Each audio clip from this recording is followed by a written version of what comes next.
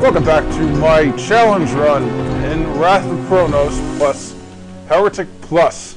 We're playing a randomly generated Heretic WOD here in the challenge run, and the purpose of the challenge run is to do it without dying 5 times per level. If we die 6 times per level, it's over, and we gotta start the next episode from scratch as a different class.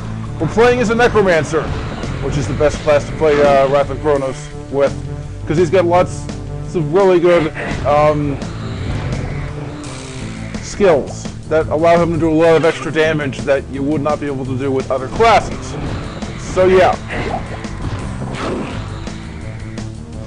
We're now on E1M5, and I remember this level being relatively short and somewhat confusing, but not bad. I have played a few of these levels before, but not all of them. I think I've played the first 2 episodes, and we're going to do this whole thing as one grouping. So that means we're not going to start every episode from scratch unless we have to, and that's only going to happen if we die 6 times per level. So yeah, that's how this whole thing works. So we've got the usual enemies here. We're killing them with the Heart of York. You don't have the Lich's Staff yet. That's the next weapon we'll be getting. That won't be gotten until much later in this episode because you don't get it until right near the end, which is annoying. But that's just the way the random map generator set this up. Now we've leveled up. The first thing to do is to put more points into some stats. So, intellect is kind of low for me. I want to get intellect up there, and for skills, I want to get shadow to level 4. Because once we get shadow to level 5, it will become a lot more powerful, and the shadow will start casting light, I believe. Not light, darkness. Darkness. The shadow will start casting the spell darkness all over the place, which makes tougher levels easier, because darkness is a very good skill to use against big hordes of enemies. Now here's where blight is useful when you run out of mana.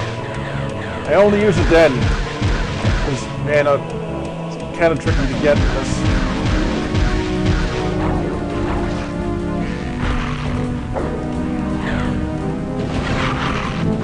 Wait, he's already shooting darkness already. Wow. Oh, there's an Ophidian there. Do I have a Crater of Might? I don't want to be sickling an Ophidian to death. Ophidians are nasty. Yes, I do. So yeah, the Shadow now has Darkness as a spell. We'll be getting that eventually. I don't know when, but maybe in the next level up. Maybe. I don't know what the requirements of Darkness are, but I will eventually be getting it. It's a good spell to have. It's one of the best spells a Necromancer can use. And it's actually incredibly useful in slaughter maps, believe it or not. When you're fighting huge hordes of heretic enemies, like I have in heretic slaughter maps, I figured out that darkness is your best friend. It can really help significantly. So, yeah, it's an extremely useful spell for hordes of enemies.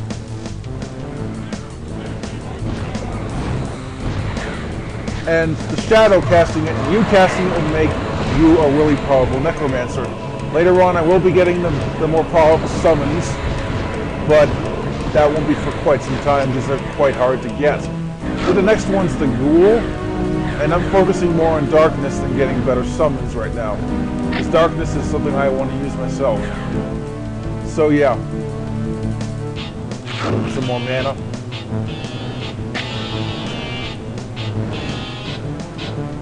So there are other summons you can use besides the Shadow, but you have to earn them, and it's not so easy to get them. I'm going the wrong way. Yeah.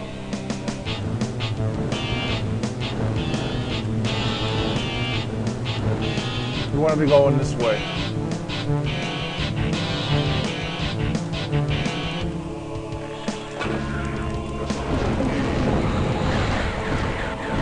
So it'll be a while before we get the other summons, which are the Death Knight, the Ghoul. I think those are the other 2 you get in Wrath of Cronos. They're fun to use too. We have a pretty tough room here. I had some trouble with this room last time I played it. Good thing our shadow can now use darkness. But this room's tough. It's got a lot of tricky enemies in it, and they're all ganging up on you at once. So, and this guy's shooting from behind breaks too, which makes things really annoying to get through it. But if you got darkness, or if your summon has darkness, like in this case, it's not quite that bad.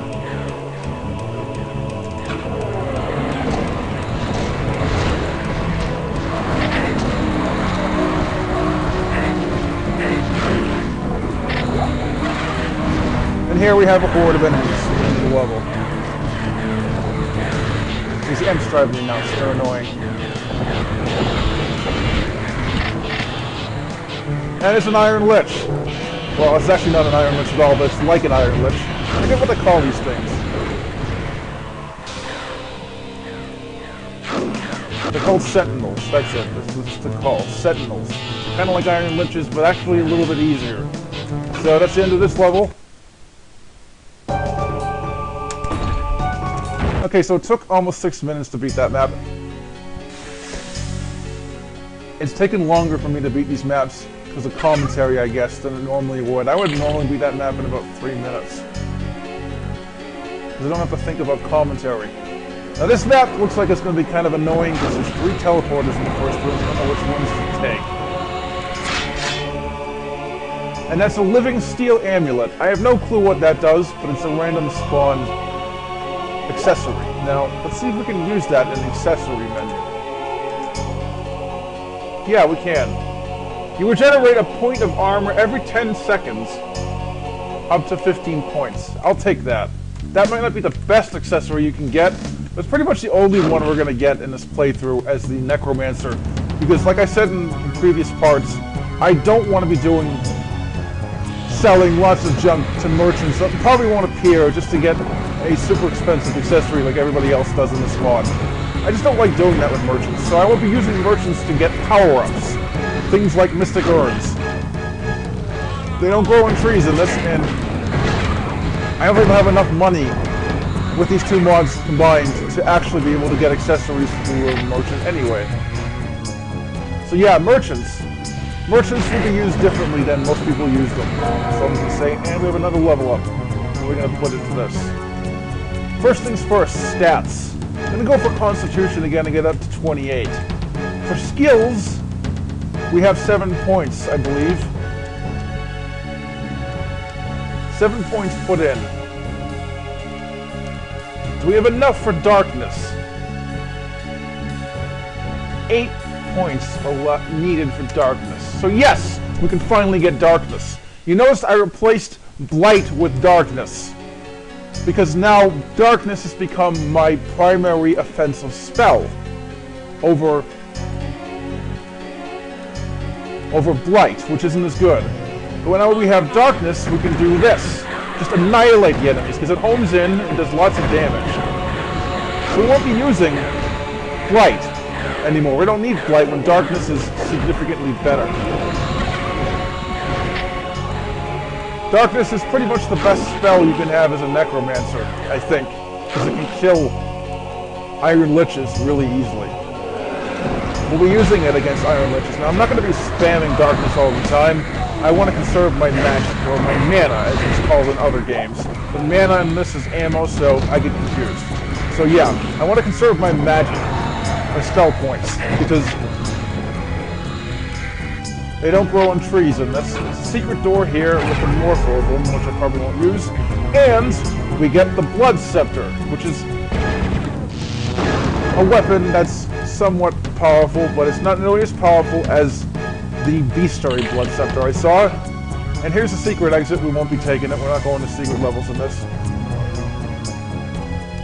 Bestiary Blood Scepter is more like a magical shotgun. It's like the Ethereal Crossbow, but way better. And I prefer that over the Blood Scepter you get. It's sort of like a magical machine gun. Sort of like the Dragon Claw, almost. This new one. I think it's weak. Way too weak for the Blood Scepter. Blood Scepter shouldn't have been changed like that, like the way it was. And that's the end of this level. We got through that one quicker than the last one. took only about 3 minutes. That's about 8 minutes now done in the video. So let's see if we can beat the rest of the levels in this episode in this one video. I'm gonna try. I may have to speed run a little bit, but I don't care. I'm actually kind of used to speed running through. Oh, now we have to use the Blood Scepter. We can start using Darkness a bit more because we're out of mana. And in this level, we'll get our third weapon, which is the Lich's Staff, which is quite powerful. And we'll be using that a lot more often later on. So there's a blue key.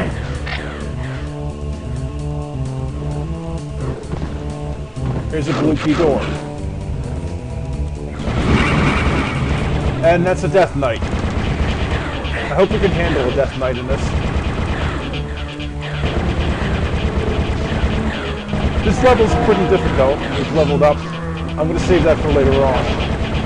Actually, I'm going to do this now. Skill, Darkness at level 2. That could be useful. Stats, Constitution again, just to be on the safe side.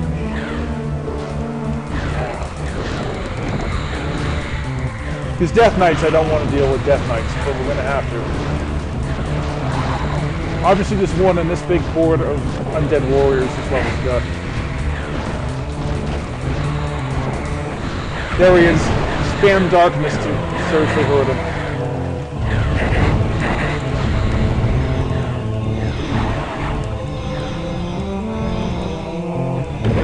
And we killed him.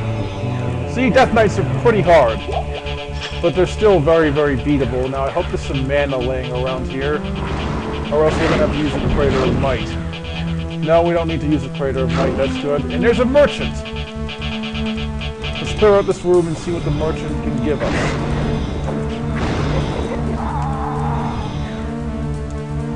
We'll clear it out? Yeah.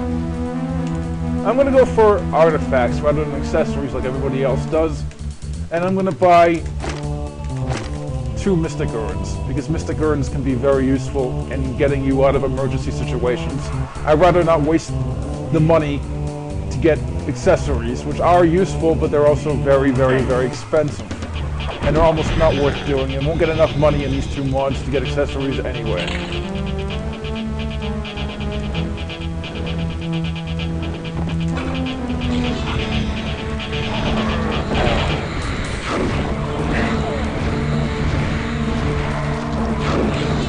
I like to get artifacts at merchants. I didn't expect a merchant to show up there.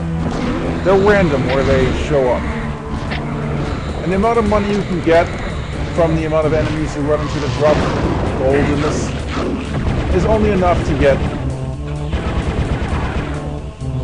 artifacts. You can't get accessories because they're too expensive. You'd have to be collecting money from every enemy you kill over a long, long period of time to be able to afford an accessory.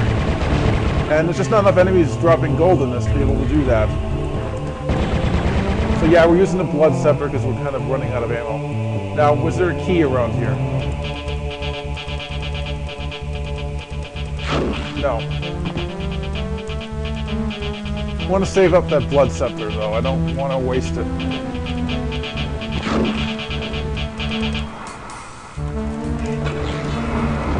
There was a key in there. I was wrong. So that's what needed to open this door. And there's another living steel amulet. And there's 2 iron liches. We're going to run past them. I could fight them, but it would take too long. And that took about 4 minutes. So that's about 13 minutes. So we're going to continue in the next video, people.